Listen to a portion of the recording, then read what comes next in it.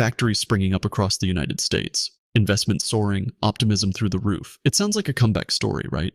But what if I told you that this so-called factory boom is on the verge of collapse, not because of a lack of demand, but because of a single, critical mineral? And it all starts with one place: China. How is China's recent graphite ban pushing the US factory boom to the brink? What does this mean for the future of American manufacturing? And why does China hold all the cards in this high-stakes global game?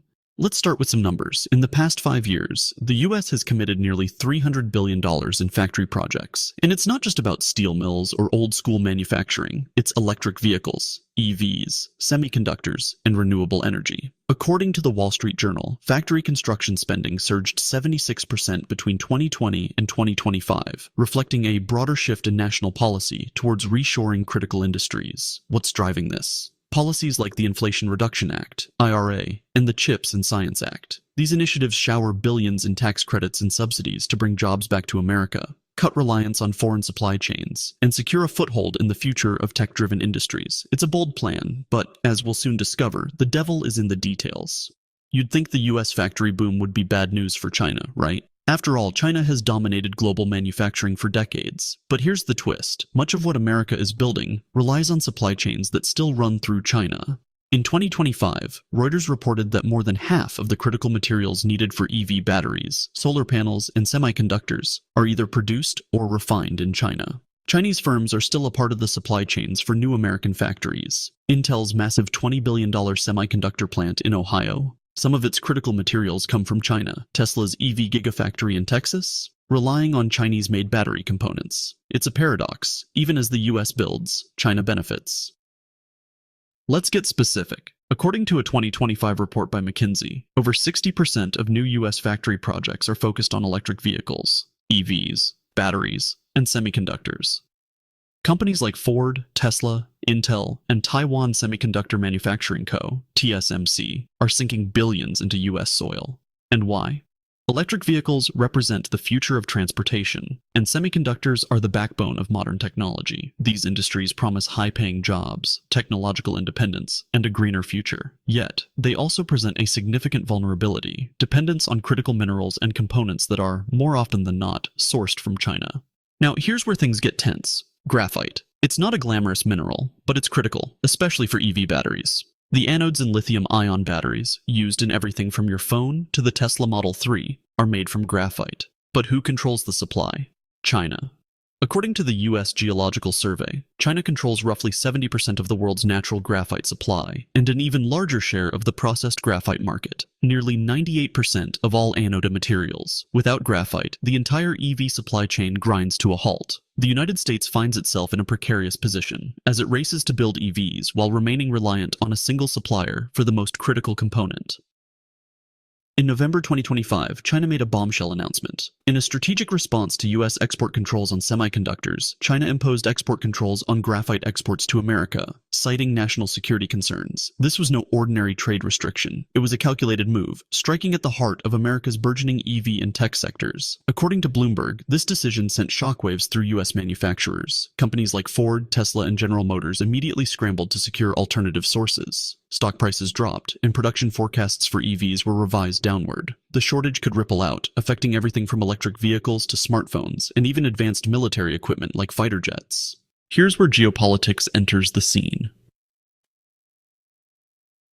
The United States thought it had the upper hand by limiting the sale of advanced semiconductors to China, trying to stall China's military and technological advancements.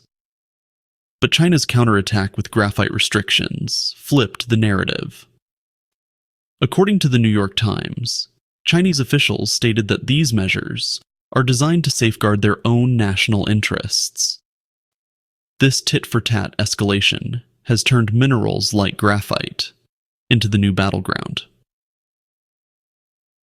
The problem for the United States? While semiconductors can be produced domestically, the raw materials for EVs cannot. At least not yet. This is a strategic weak spot for America. Here's a stunning statistic from CNBC. By the end of 2025, nearly 15% of newly constructed factories in the US remained idle, unused, or underutilized. Why? The answer lies in supply chain bottlenecks, many of which lead directly to China. It's not enough to build the factories. Without the materials and components to keep the assembly lines moving, these state-of-the-art facilities are just empty shells. And while the government has poured billions into boosting domestic production, the disconnect between policy and supply chain realities is stark.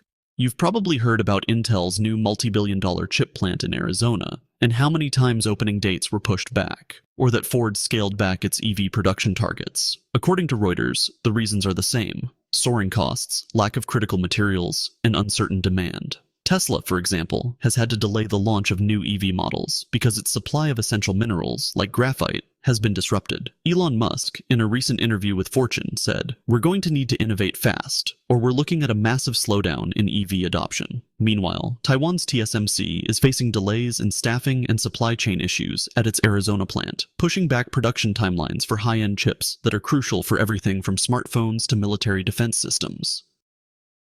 China's dominance over global supply chains is no accident. Over the past 2 decades, China strategically invested in critical industries, from rare earth minerals to battery components, and even pharmaceuticals. As a result, China today controls or heavily influences vast portions of the supply chain for almost every major industry. According to the Financial Times, China now commands 90% of the rare earth processing market and 70% of the world's graphite refining capacity. The US, on the other hand, has just a sliver of the market. The consequences of this imbalance were made crystal clear when China cut off rare earth exports to Japan in 2010. Now, the US faces the same threat.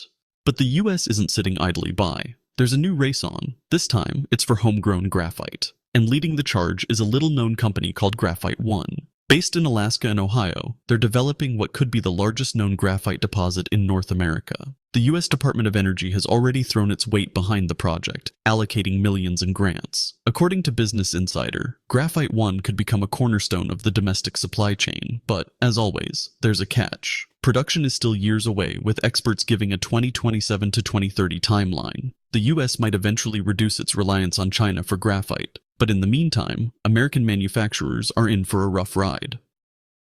And here's another issue for the US. The Financial Times recently published a sobering statistic. 98% of global anode manufacturing capacity, the part of the battery that uses graphite, resides in China.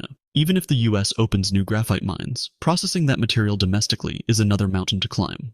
China has spent decades building a vertically integrated supply chain, which is why they control 70% of the synthetic graphite market as well. In short, even as America's factories rise, they're standing on shaky ground. So, what is the US doing about it? In Washington, lawmakers have taken note. The Department of Defense has already classified graphite as a critical mineral. According to the Washington Post, there are talks of implementing new policies to incentivize domestic production, much like the CHIPS Act did for semiconductors. At the same time, US companies are looking beyond China. Countries like Canada and Brazil have emerged as potential alternative suppliers. However, replacing China isn't easy. Its stranglehold on the supply chain means any shift will take time. And in a world racing towards electric vehicles and renewable energy, time is a luxury the US doesn't have. So who is hurting from all this? It's not just companies that are affected. It's the economy, jobs, and ultimately, you. According to Bloomberg, the projected slowdown in EV production could cost the US over 50,000 jobs by 2027, especially in states like Michigan and Ohio, where new factories are being built. And then there's the price of electric vehicles. With graphite in short supply, costs could rise by as much as 20%, making it harder for everyday Americans to make the switch to greener technology. This supply chain issue isn't just a geopolitical game. It's something that will directly affect your wallet and the future of America's economy. A factory boom struggling to take off because the US is missing a vital piece of the puzzle. China holds the key, and for now, America's booming factories may turn out to be hollow giants. The bigger question isn't just about graphite. It's about whether the US can truly rebuild its industrial base without relying on global superpowers that control the lifeblood of advanced manufacturing. We're glad you're enjoying this video. Please like and subscribe. Check out another video that is now on your screen.